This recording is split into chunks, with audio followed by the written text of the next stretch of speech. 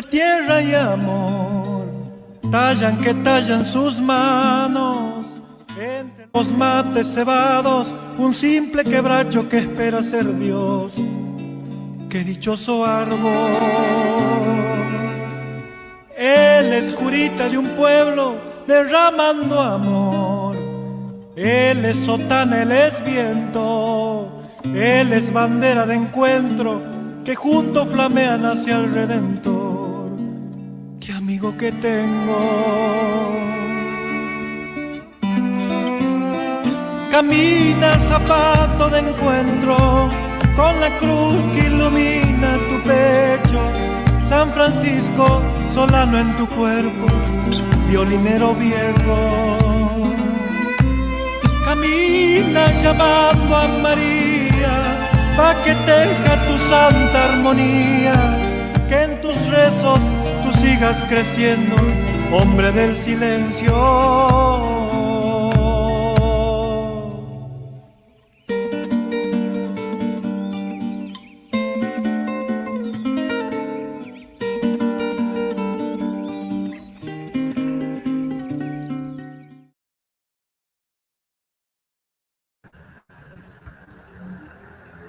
Bueno, amigos, esperando al Padre Biestro y alguien que le va a ayudar. Creo que algo ha pasado allí porque no aparece todavía el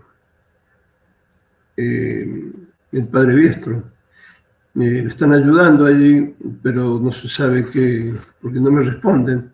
Estoy llamando hace media hora y estoy esperando. Mientras tanto, bueno, nos vamos a dar un poco Mientras tanto voy a leer un poco de la persona a quien voy a presentar, el querido Padre Biestro,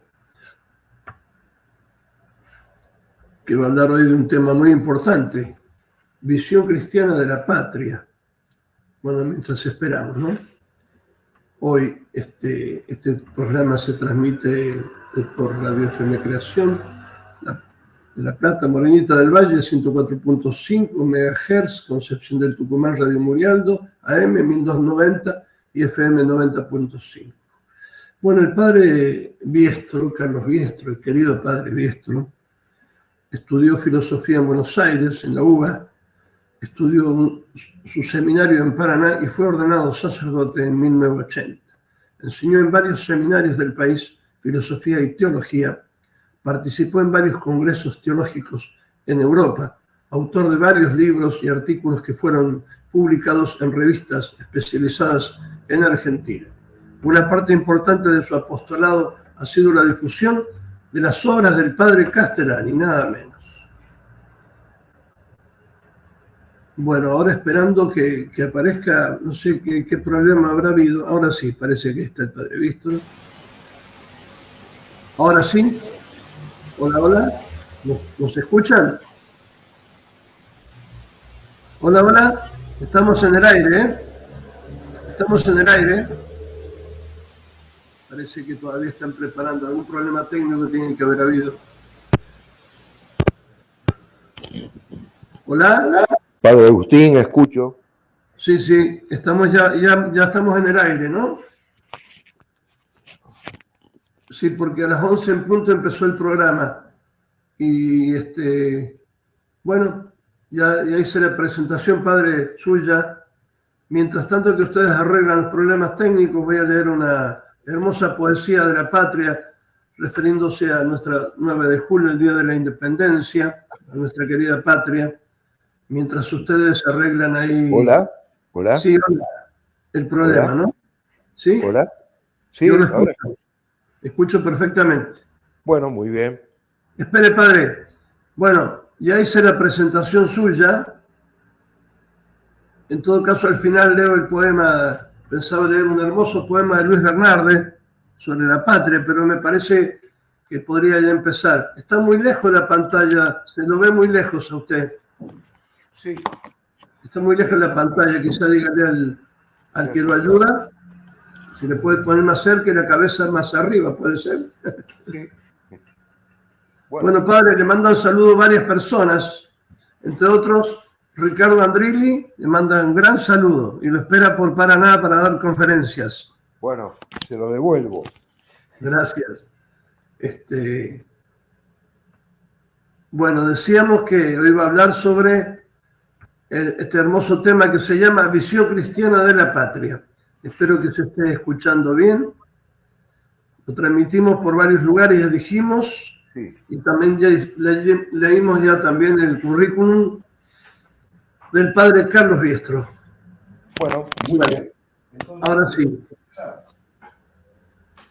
Si se puede acercar un poquito más. Podríamos comenzar.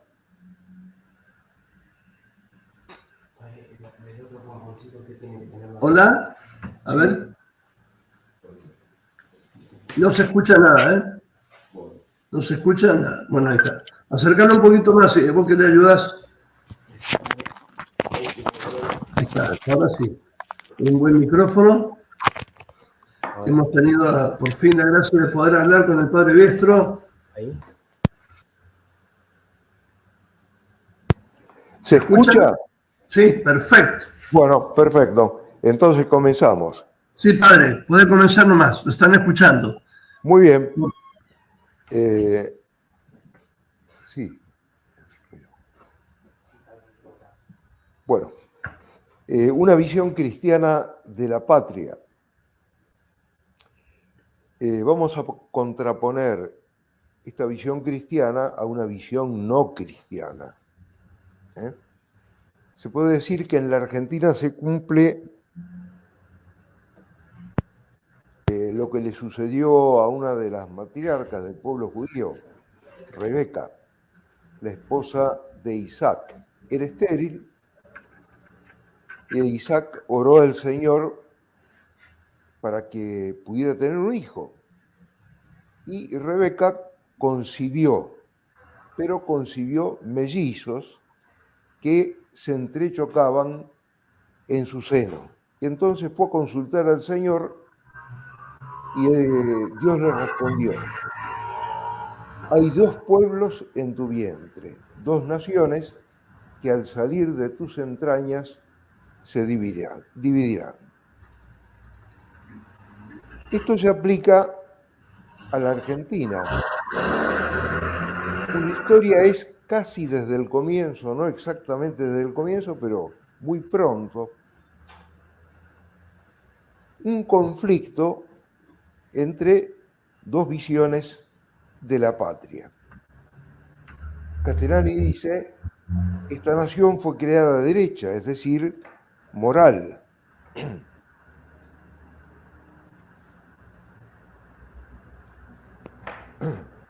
Pero a veces parece que está empiojada, más aún encancerada. ¿Qué ha pasado? Para responder esta pregunta, comencemos por hablar de la patria. La patria es la tierra de los padres, o la tierra del alma, y pone de relieve el aspecto de herencia. Así lo explica Castellani. Patria significa en latín las cosas paternas, las cosas que nos dejaron nuestros padres. Implica un apego a ciertas costumbres, lengua, casa, tierra. Implica una atadura a algo corpóreo.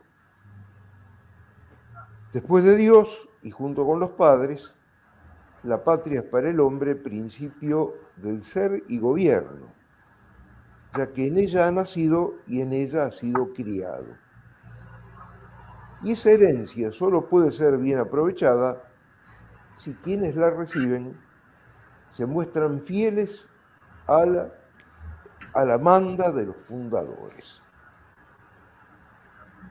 Los patriotas miran hacia atrás, no simplemente por un amor hacia lo pasado, sino para buscar una continuidad societaria entre el pasado y el presente. Porque aunque tenga mucho talento, es muy poco lo que sabe un hombre que no tiene detrás de él una tradición. La mayor parte de lo que sabemos y somos lo debemos a una tradición. De lo que se sigue que si no entendemos el ayer, no tendremos futuro. Sin embargo, la noción de patria hoy es discutida, más aún resistida, como algo que pudo tener vigencia en otros tiempos, pero esos tiempos hoy están definitivamente superados. Un ejemplo que todos conocemos de esta actitud mental es la canción Imagine del Beatle John Lennon de 1971, en la que, entre otras cosas, invitaba a imaginar un mundo donde no hubiera fronteras que dividían, y así cada uno podría extender su amor a toda la humanidad. Es decir, desaparecerían las patrias. Sin embargo, este supuesto amor a toda la humanidad es un subterfugio, una estratagema para desentenderse del amor que todo hombre debe a los que tiene cerca, al prójimo. El falso humanitarismo consiste en amar a los lejanos por desapego hacia los cercanos. Consiste en amar a la humanidad en general para no tener que amar a la familia o aún a la propia patria, al prójimo, como dice el Evangelio, es decir, el próximo. Según Chesterton, quienes rechazan la idea misma de patria no perciben la paradoja del patriotismo, que uno es más humano por no amar solamente a la humanidad. Los que no tienen un país real no pueden tener un verdadero hogar y de ese modo quedan privados de las tradiciones que les permiten vincularse con otros hombres y, al quedar desvinculados, resultan semejantes a árboles que tienen las raíces en el aire. El patriotismo es algo instintivo, es el apego a las imágenes que nos son familiares desde la infancia. Hasta incluso se muestra de alguna manera, aunque esencialmente distinto, en los animales. El apego que el animal le tiene al lugar en que ha nacido se llama querencia.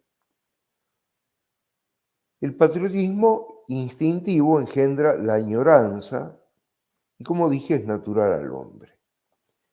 Pero al decir que es natural tenemos que advertir que no es ni bueno ni malo. Puede ser bueno o malo según esté o no regulado por la razón.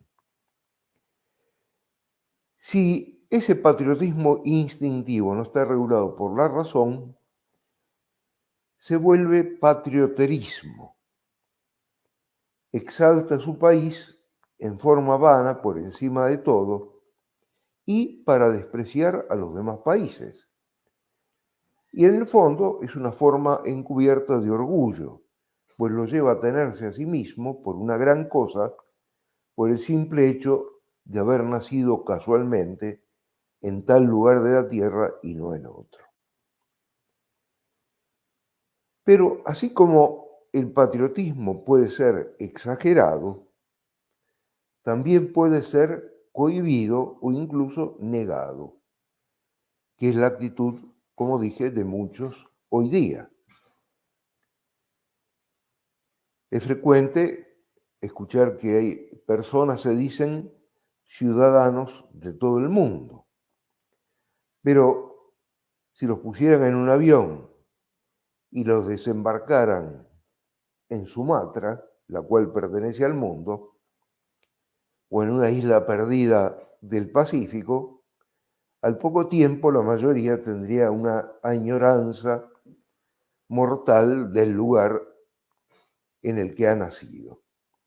El castellano, suponiendo que se trate de alguien que hable castellano, les parecería la lengua más hermosa del mundo y se pondrían a llorar si vieran lo que con desprecio llaman el trapo azul y blanco.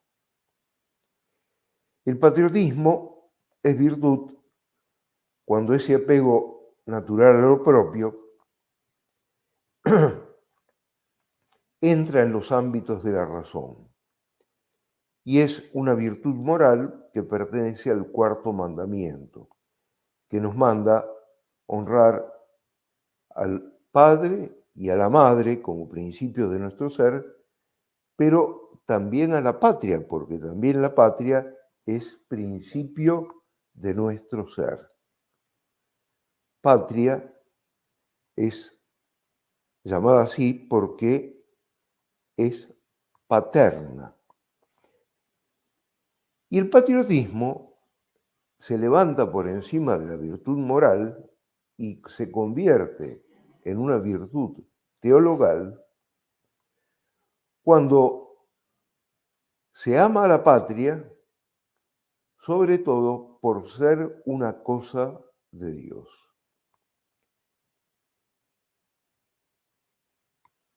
Quienes tienen este patriotismo, que se levanta al plano teologal, pueden amar a la patria por fea, sucia y enferma que ande. Y nos dio ejemplo de esto nuestro Señor Jesucristo. Israel no andaba bien en tiempos del Señor, pero sin embargo nuestro Señor lloró sobre Jerusalén porque veía lo que le aguardaba y él amaba a su patria. Como toda lealtad, el patriotismo, ordenado por la razón o elevado por la gracia, implica el reconocimiento de una obligación que puede llegar a ser ilimitada. No es la simple ciudadanía, no consiste en viajar como pasajero en la nave del Estado, sino en hundirse con ella si llega el caso y fuera necesario. Patria, entonces, dice raíces, no solo físicas, sino también espirituales. Esas raíces espirituales constituyen una tradición. Ahora bien, ¿cuál es nuestra tradición, la que forjó nuestro carácter? Es la tradición greco-romana. Europa, por medio de España, nos dio la más alta cultura de la antigüedad, pero transfigurada por la fe. Ramiro de Maeztu recuerda los frutos de la explosión de creatividad que España conoció durante su siglo de oro. España hizo la unidad física del mundo. La primera circunnavegación de la Tierra la realizó Sebastián Caboto. Es curioso que la mayor parte de los que hablan inglés creen que el primero en circunnavegar la Tierra fue Drake, un pirata. O sea, mucho antes que Drake, la expedición emprendida por Magallanes, que muere en las Filipinas, y entonces su lugar es ocupado por Caboto. Esa es la primera expedición que circunnavega la Tierra. De modo que España hizo la unidad física del mundo. Pero además, en el Concilio de Trento, defendió la unidad moral del género humano. Y esto tiene importantes consecuencias. No era un punto de teología que no tenía relación con la vida real. Donde los españoles llegaron, trataron de incorporar a la civilización cristiana cuantas razas estuvieron bajo su influencia, con la consiguiente posibilidad de una historia universal. España no se limitó a defender teóricamente los principios de la fe, sino que sus soldados hicieron proezas inenarrables para frenar el ataque no solo del protestantismo, sino del Islam, que dominaba el norte de África, dominaba el Mediterráneo y llegaba a ocupar importantes zonas del centro de Europa. Si no hubiera sido por la resistencia española, Europa hoy sería culturalmente asiática.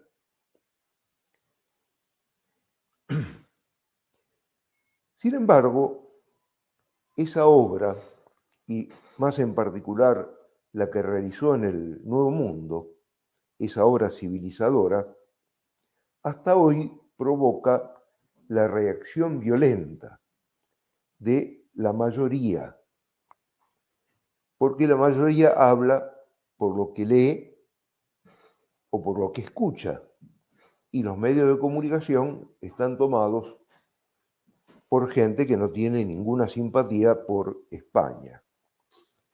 España es la única nación con leyenda negra, es decir, calumniada sistemáticamente por la herejía, es decir, perseguida. Luego, España, me estoy refiriendo no a la España actual y a sus gobernantes actuales, sino a la España católica que trató de defender la cristiandad en Europa y expandirla en América. Si es perseguida sistemáticamente por los herejes, España es de Cristo. Se cumple en ella lo que dijo nuestro Señor Jesucristo: si a mí me persiguieron, a vosotros también os perseguirán. Pero para ver cuánto hay de verdad en este ataque sistemático a España, necesitamos considerar el encuentro de la cristiandad con las culturas indígenas. Castellani dice que es el primero de los huesos duros de nuestra historia. O sea, ¿qué sucedió cuando España se hizo presente en el Nuevo Mundo? Todos conocemos la leyenda negra. Antes se festejaba el 12 de octubre, ahora el día anterior, como el Día de la Libertad de los Pueblos Originarios. Voy a considerar las dos culturas más importantes que había en América cuando llegaron los españoles. Los aztecas, en el centro de México, el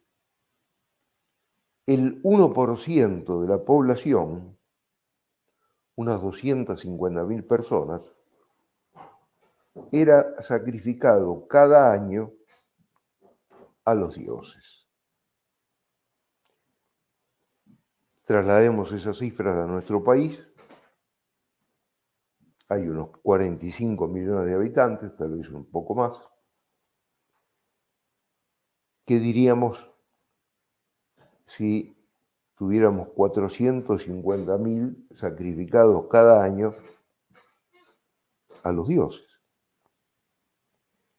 Esto hacían porque creían que los dioses vivían gracias al alimento que le proporcionaban los hombres, la sangre humana.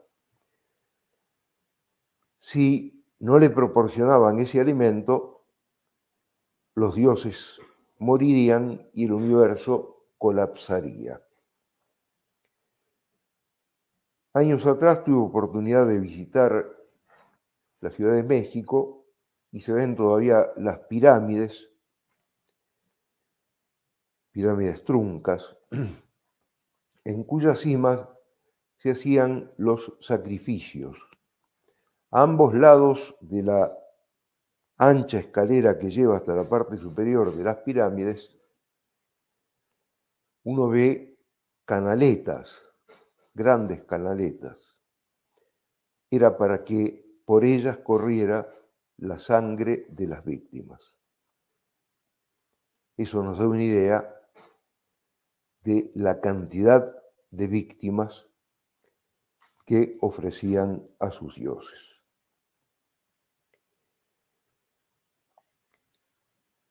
Los aztecas, como los mayas, hicieron importantes observaciones sobre el curso de los astros, ya que su religión se basaba en la observación de los astros, donde esta preocupación extraordinaria por el tiempo no intervenía, su capacidad científica era nula.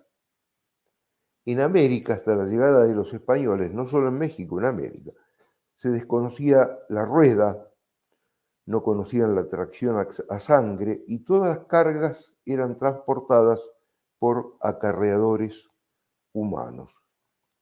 En el siglo XVI, que es cuando llegan los españoles, tenían menos adquisiciones científicas que los griegos en el siglo V a.C. Los incas habían llegado a formar un imperio que se extendía de Bolivia hasta Argentina y Chile. Era un régimen totalitario en que se exigía una obediencia absoluta al Inca.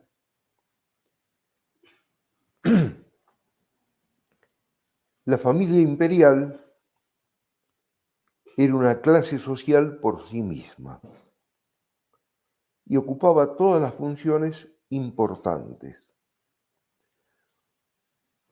El pueblo no tenía propiedad, todo pertenecía al Inca, debía trabajar para el Inca y para los sacerdotes, solo quedaba para él 1/3 de su trabajo,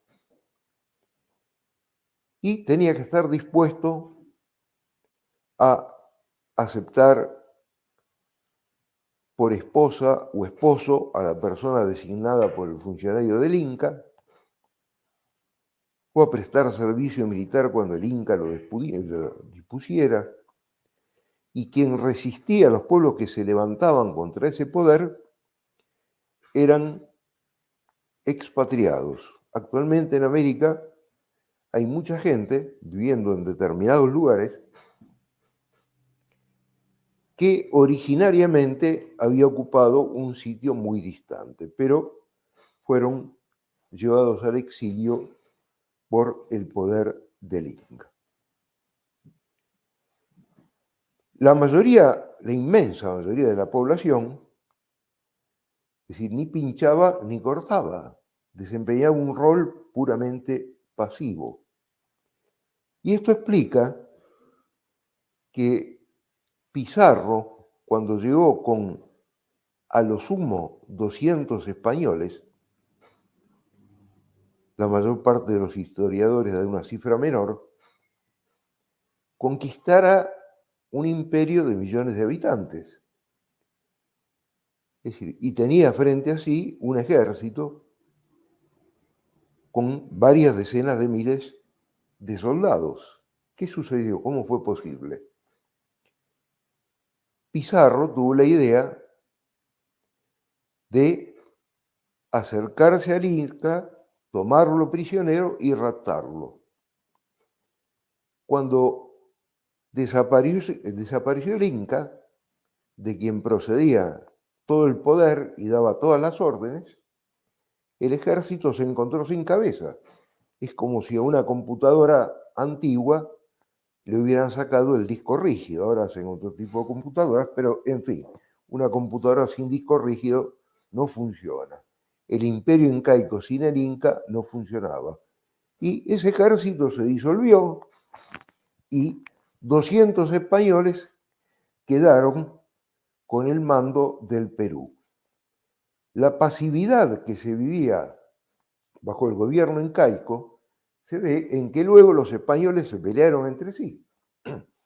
Los pizarristas contra los almagristas. Y los indios, en lugar de aprovechar la oportunidad para caer sobre ellos y exterminarlos, simplemente se limitaron, miles de ellos, a situarse en las laderas de la montaña y observar la pelea, el combate, entre los españoles. Eran observadores pasivos de su mundo. Bien, y para no extenderme, un ejemplo muy breve, al alcance de la mano de todos, cuál es el estado de los indios en nuestras pampas y en la Patagonia. Cualquiera que haya leído la primera parte del Martín Fierro sabrá el grado de salvajismo en que vivían. La conquista española es atacada también por los que dicen que los pueblos fundados por España luego quedaron retrasados, mientras que los fundados por los protestantes, el ejemplo que se da siempre son los Estados Unidos, avanzaron. La respuesta es muy sencilla. En Estados Unidos no trataron de asimilar a los indios, lo que habría significado un esfuerzo enorme, sino que los eliminaron. Y entonces los inmigrantes europeos no tenían mayor dificultad en extender a esas tierras la cultura que habían aprendido en Europa. La colonización protestante en Estados Unidos llegó más o menos hasta el río Mississippi, desde el Atlántico hasta el Mississippi, que más o menos corre a lo largo norte a sur de Estados Unidos. En esa zona no se conservan indios, no se conservaron. En cambio, desde el Mississippi hacia el Océano Pacífico, esa zona fue predominantemente ocupada por españoles. Sí quedaron indios. España, sin embargo, decayó, quedó agotada por la cantidad de luchas que tenía en Europa, la conquista y colonización de América. Le salían enemigos por todas partes, no solo las naciones protestantes, sino, como ya dije, los musulmanes e incluso naciones católicas, Francia. O sea, España derrotó a Francia, primero bajo el reinado de Carlos V y luego de Felipe II. Si no hubiera sido por España, Francia habría sido una nación protestante. Esto lo dice un historiador francés, Louis Bertrand. Aunque nos cueste reconocerlo, debemos admitir que si Francia se mantuvo católica, a Felipe II se lo debemos. Bien, pero se agotó. Y, para desgracia nuestra, en América esa obra no quedó concluida, sino a medio hacer. Pero mientras España, que fue el campeón de la fe y de la cristiandad, es decir, iniciaba su ocaso, surgía una fuerza espiritual nueva, que no era el protestantismo, porque el protestantismo comenzó inmediatamente a fragmentarse en diversas iglesias, sectas. Hasta el día de hoy se calculan que se han formado 40.000 iglesias o sectas protestantes, sino una religión laica que es el liberalismo. El liberalismo parece un sistema político o económico, pero es una religión, porque su afirmación fundamental es religiosa. El hombre es naturalmente bueno y la sociedad lo hace malo. Por lo tanto, en lugar de reformar al hombre, hay que reformar a la sociedad. Y esto es herético, porque niega el pecado original, la necesidad de la gracia, la necesidad de un redentor, la necesidad de la iglesia. Propone como ideal supremo para la regeneración del hombre la libertad. La libertad es vista por los liberales como un ideal absoluto, pero esa definición no sirve porque es una palabra ambigua si no se le añade ¿para qué? Libertad, ¿para qué? La libertad no es propiamente un movimiento, sino un poder moverse. Y en el moverse lo que importa es el hacia dónde. Esto es lo que determina el movimiento. Así que hay que notar que si a la palabra libertad no se le añade ¿para qué?, es mejor directamente no hablar. No se puede reclamar la libertad como un absoluto porque entonces los que trafican drogas pueden reclamar el derecho a la libertad y así con tantas cosas. Pero quienes levantaban el estandarte de la libertad sabían bien lo que querían. Querían sobre todo libertad de comercio, o sea, la libertad para que el gran dinero, el capitalismo, no estuviera sometido a las leyes morales y al control del Estado. Y para eso querían gobiernos débiles, o sea, parlamentarios, que la autoridad se fraccionara. Y además división de poderes. Y también querían una religión débil, que primero fue el cristianismo liberal y hoy día es el modernismo. Bien, sentados estos principios, me voy a limitar a dar simplemente un brevísimo pantallazo de nuestra historia y ver en ella el choque de los dos espíritus, de las dos naciones que hay en el seno de la Argentina, aunque una tradición es legítima y la otra es ilegítima, falsa, ¿no? Bien, nuestra independencia que se proclamó el 9 de julio, ya 6 años antes, hubo un movimiento hacia ella.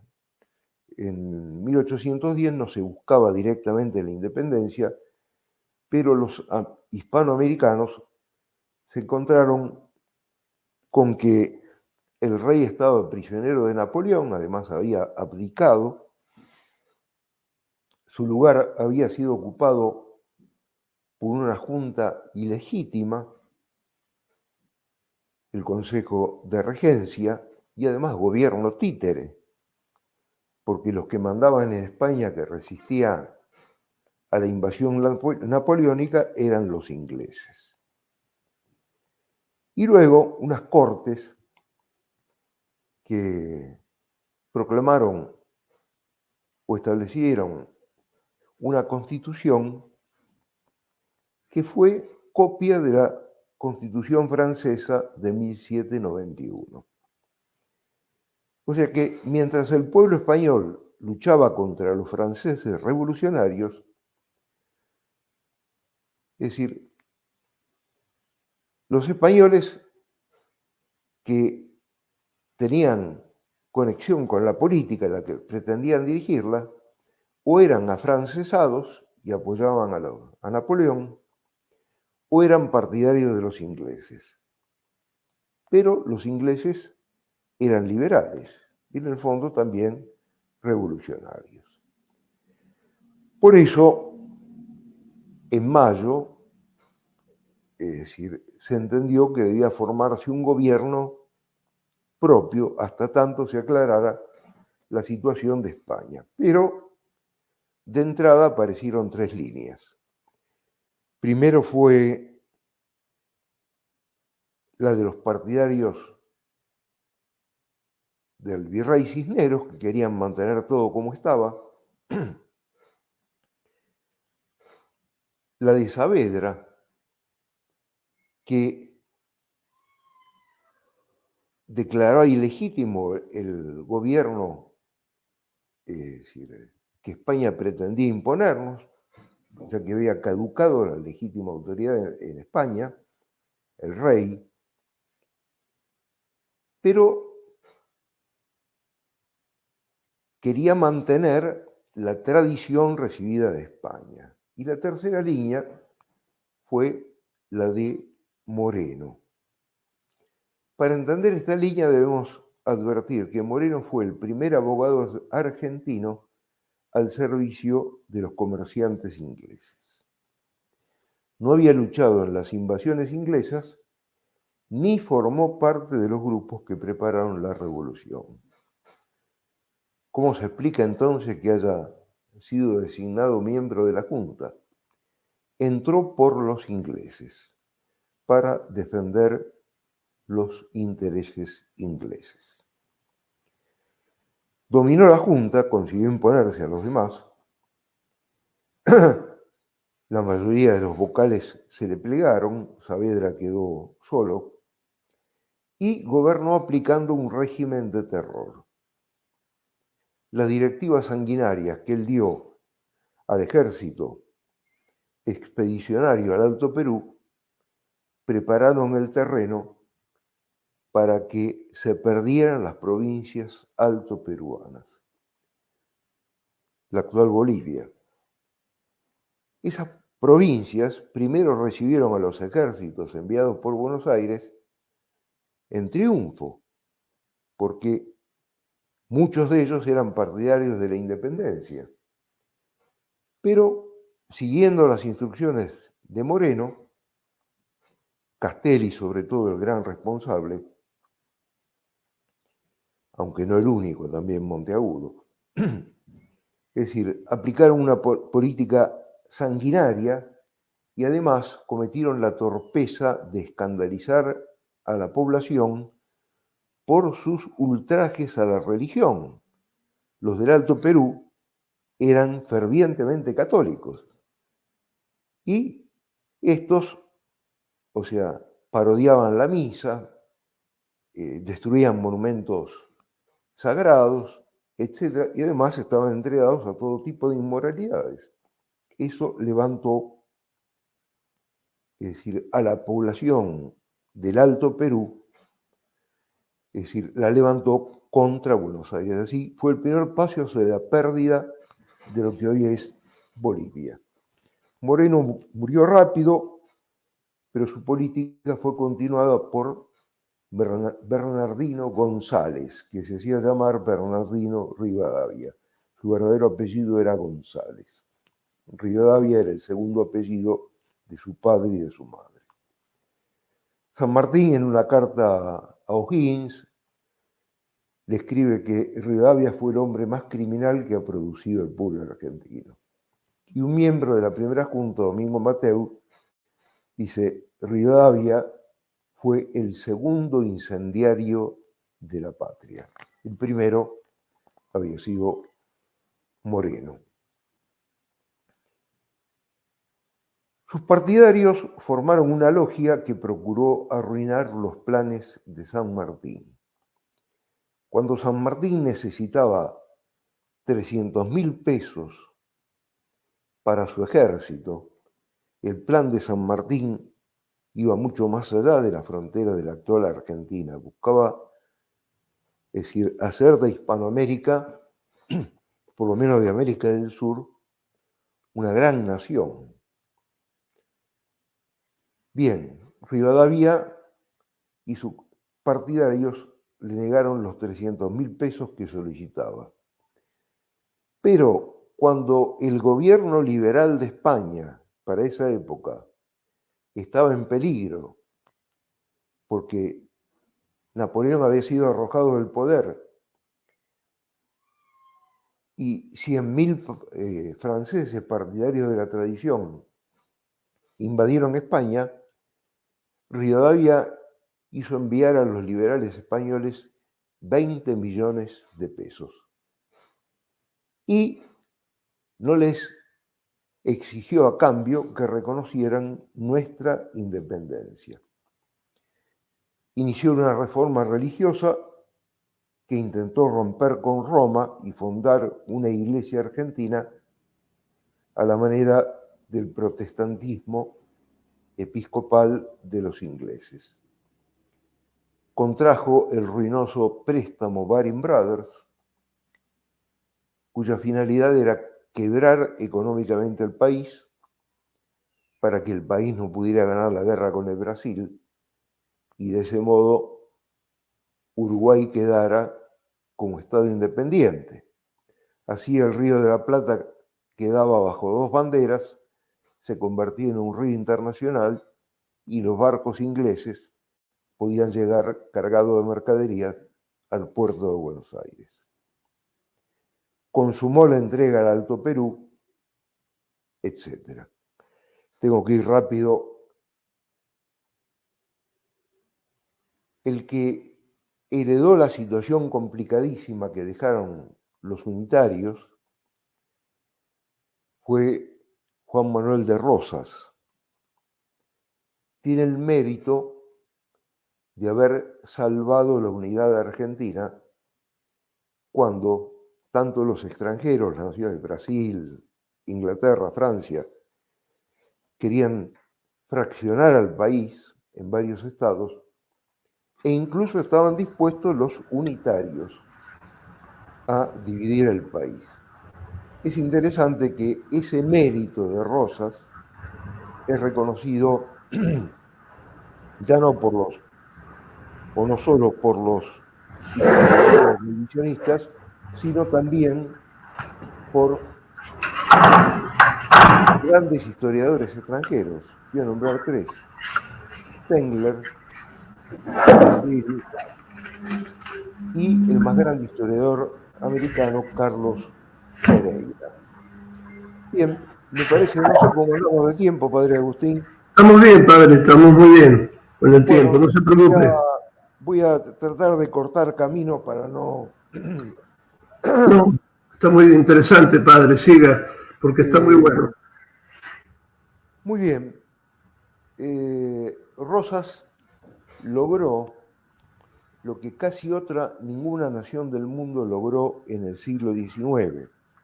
Durante el siglo XIX, las flotas unidas de Inglaterra y Francia aterrorizaron al mundo usando el bloqueo naval. Como ejemplo del bloqueo naval, para conseguir fines políticos y económicos, tenemos las guerras del opio, es decir, llevadas contra China, que son la raíz de la actual catástrofe de las drogas en el mundo actual. Le impusieron a China el tráfico del opio, es decir, y se quedaron con Hong Kong, los ingleses, para controlar desde ahí el comercio mundial de la droga. Bien, únicamente 2 naciones en el mundo pudieron resistir el bloqueo naval algo francés en el siglo XIX. Una fue Estados Unidos, la otra Rosas, la Argentina. ¿Cómo hizo? Porque contaba con el apoyo de todo el pueblo argentino que se sacrificó al extremo, pero resistió. Hay que advertir que Rosas se salió con la suya gracias a la importante ayuda del general San Martín, entonces en Europa, que intervino con su autoridad para hacer entender tanto a franceses como a ingleses que no podrían vencer a Rosas.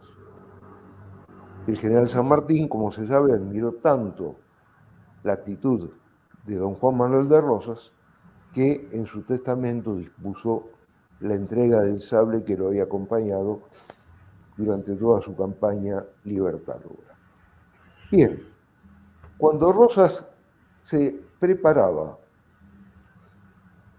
a enfrentarse con el Brasil, que siempre había sido enemigo nuestro, y preparó un ejército que puso bajo el mando de Urquiza para invadir Brasil,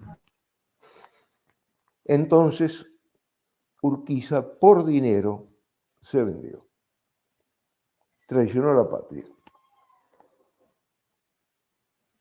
El padre Cayetano Bruno, que fue un importante historiador, estudió cómo enfocaba la prensa brasileña el conflicto inminente con Rosas y la daban como una guerra perdida, con el siguiente argumento. Es cierto que Brasil tenía una flota moderna, pero de todos modos era una flota inferior a la que Inglaterra y Francia habían puesto en el Río de la Plata y no habían conseguido derribar a Rosas. Entonces esa guerra se resolvería por tierra. Pero la Argentina tenía un ejército de 50.000 hombres fogueados en años de guerras civiles y en las luchas de la independencia. Es decir, mientras que el Brasil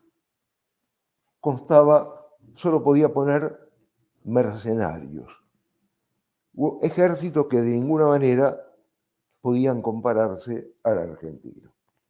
Cuando la victoria estaba cantada, Urquiza se vendió al oro brasileño. Bien, la Argentina tuvo que soportar una constitución que nada tenía que ver con los usos y la forma de ser del hombre argentino. La Constitución de 1853 es en gran parte una copia de la Constitución norteamericana. Fueron los años en que la Argentina creyó que para progresar era necesario entregar todos los medios de producción al capital extranjero. Aparentemente vivió un progreso, es que era tanta la riqueza producida que quedando solo el 10% de lo producido en el país podía adelantar. Pero finalmente ese progreso se terminó. En el siglo XX hubo 2 intentos de desalojar a los liberales entreguistas. Uno fue Irigoyen y el otro fue Perón. O sea, tuvieron indudable respaldo popular, pero ambos fracasaron. Tendrían que haber terminado con la Constitución de 1853, la Argentina reclamaba una nueva creación política y ellos no la supieron hacer. En el caso de Perón, tenemos que decir que hubo una preocupación por levantar el nivel de vida del pueblo, pero tampoco era la solución del problema argentino. Tenemos que agregar que en Perón mismo había deficiencias morales y que al final de su gobierno, del gobierno que terminó en el 55, es decir, tomó decisiones insensatas, como por ejemplo, es decir, enfrentar abiertamente a la Iglesia. En el curso de esta exposición no intenté mostrar que la historia está dividida en buenos absolutamente y malos absolutamente. Hay virtudes y miserias en ambas partes, aunque más bien las virtudes prevalecen del lado tradicional. Lo que quise mostrar es que los liberales nunca han dudado en entregar al país con tal de asegurar la vigencia de su ideología. Y eso se debe a que su ideología es religión, y la religión está por encima de la política. Por eso el liberal argentino sistemáticamente se pone de parte del extranjero. Hay dos naciones en tu seno. Cada una de ellas, la tradición que nos viene de España y el liberalismo, es fruto de una inspiración religiosa. La salvación, no muy probable de la Argentina, exige una decidida conversión a Cristo. Y si esa conversión no se da, siempre será posible mantener la fe para salvar el alma. Bueno, hasta aquí llegué. Ahora, si hay preguntas. Querido padre, muy bueno, muy interesante y muy claro, como dice Luisa, Rosa Luisa, la verdad, nuestra Argentina. Y dígame, padre, ¿qué esperanza queda? Porque naturalmente hablando, no sé si queda esperanza, solamente desde el punto de vista de volver a la fe, de volver a la fe verdadera, católica, sí. ¿No es cierto? Me encantó lo que dijo. La esperanza puesta en Dios. Nadie conoce qué puede suceder el día de mañana, ¿no? Claro.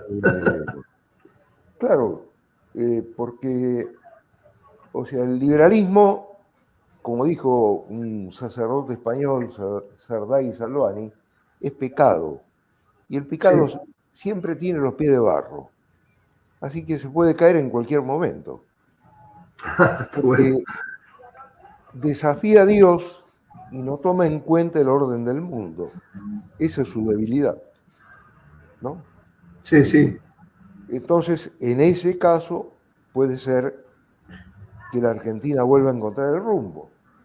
Están esas palabras, ¿no?, de la Virgen de Fátima: al final mi corazón inmaculado triunfará. Ahora no sabemos si ese triunfo será en el tiempo o más allá del tiempo, ¿no es cierto?, en el reino definitivo de Cristo.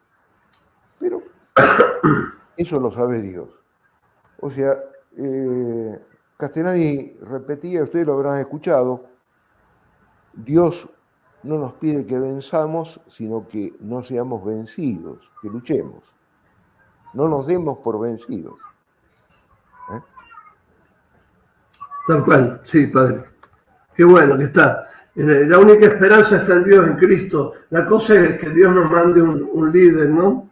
Católico verdadero, no católico liberal también, ¿no? Sí, que hasta ahora hay muchos hombres muy virtuosos, ¿no?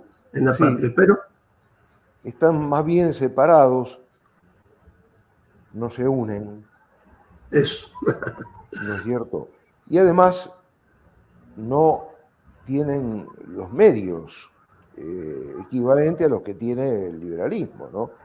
Claro, O sea, el liberalismo, es decir, está respaldado por el gran dinero, es decir, son cifras monstruosas de dinero que respaldan y promueven ese error. claro. Y siempre Dios venció sin el dinero y sin la fuerza también, ¿no? Así que esperamos el milagro, Claro, claro. porque ¿qué otra cosa nos queda? Y que los católicos también se conviertan o que ciertos hombres de iglesia, que es más difícil, se conviertan. Sí, pero no la política de bajar los brazos, ¿no? Claro, A veces he contado una anécdota del padre Castellani. Una vez llegó uno a verlo y le dijo, padre, pero si todo está perdido, ¿para qué seguir luchando? Y Castellani le respondió, mira, cuando vuelva Cristo, mejor que te encuentre haciendo algo. está bueno, muy bueno. Claro, sí, no, no hay que bajar los brazos, por supuesto, hay que pelear, hay que luchar. Luchando y con el mazo dando. Tal cual, padre. Tal cual. Acá Eduardo, también Rodrigo, nos habla, nos dice que la religión del liberalismo subvierte desde lo verbal lo mental. La verdadera religión, su defensa, depende de un líder, alguien virtuoso. Y sí, sin duda, ¿no? Sí. Sí. Dios nos mande ese líder, ¿no? Las profecías, no sé, ¿usted qué opina, padre? O si sabe más, porque yo escuché nomás de Don Orione sobre la Argentina, que se puede decir. Sí, yo también las escuché, pero no conozco con certeza cuándo la dijo, a quién se la dijo, qué testimonios constan. Claro, No sé. hay un libro, sí, sí. Sí, sí, vaya a saber. Todavía son del todo, no son del todo develadas, ¿no? Quizás por eso. Pero tenemos un deseo de volver a ser Argentina, más que Argentina, tiene una base tan cristiana, ¿no? Hemos tenido a San Martín, Belgrano, Rosas, los grandes caudillos también, ¿no? Qué cosa, qué misterio, ¿no? Sí, pero Y Malvinas. yo creo que el camino a seguir es el siguiente: poner todo empeño en salvar el alma. Lo demás se va a dar por añadidura.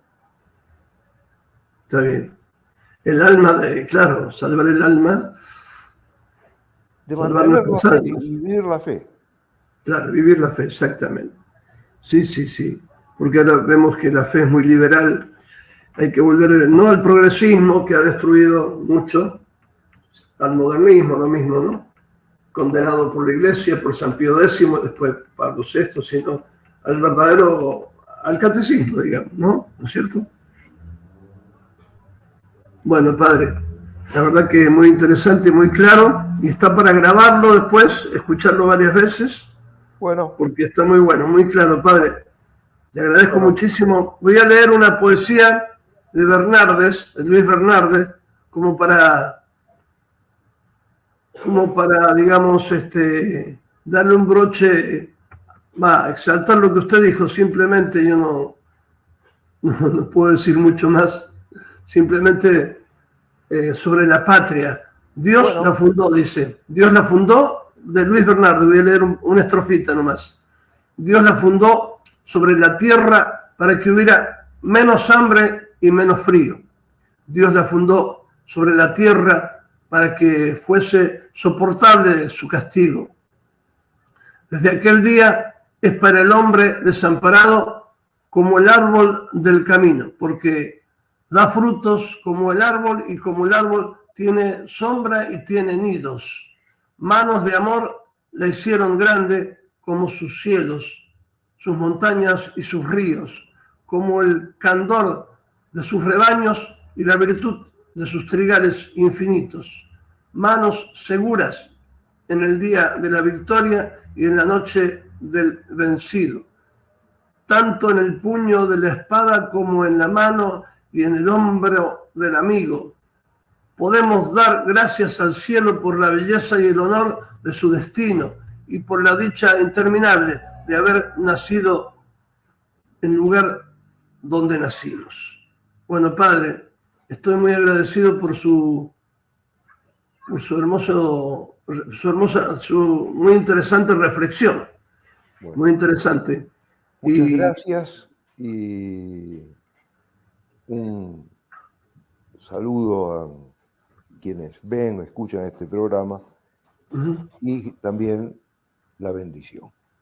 Bueno, Padre, nos puede dar entonces la bendición a todos, le pedimos. El Señor esté con vosotros. Y con tu espíritu. Descienda sobre vosotros la bendición de Dios Todopoderoso, del Padre, del Hijo y del Espíritu Santo. Bueno, Padre, muchas gracias por todo. Hasta Nos la vemos. próxima, Padre. Si Dios quiere. Gracias, Padre. Gracias, Padre. Un abrazo. Un abrazo. Saludos. Bueno.